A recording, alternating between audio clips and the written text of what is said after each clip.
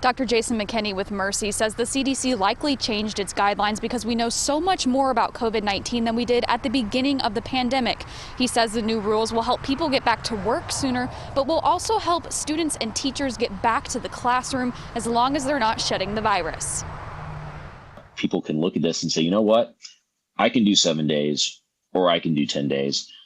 But when we're saying 14 days, that's a huge impact to a lot of people. Now, instead of quarantining for 14 days if you're exposed to COVID-19, you'll only have to stay home for 10 days as long as you don't have symptoms. And you don't have to get a negative COVID-19 test either. If you're exposed and you have a negative COVID-19 test on your 5th day of quarantine, now you can return to work or school after 7 days. Secretary of Education Johnny Key says the new guidelines could help schools not have to turn to virtual learning because of a lack of teachers and staff. So this shortened time span will be very beneficial to our schools. It will help them establish shorter times that they will have to pivot. And every day that we can salvage and save for on-site learning for our students is going to be a better day of education for them.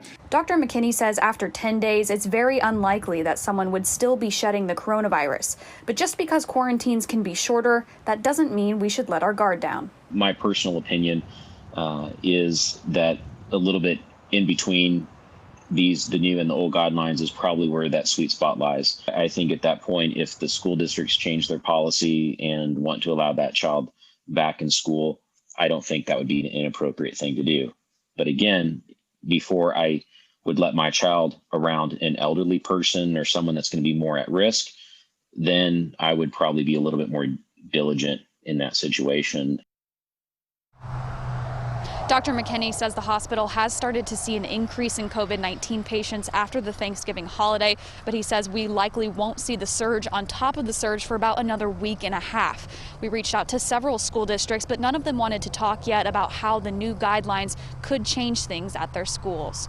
Reporting live in Rogers, Emma Claybrook, 4029 News.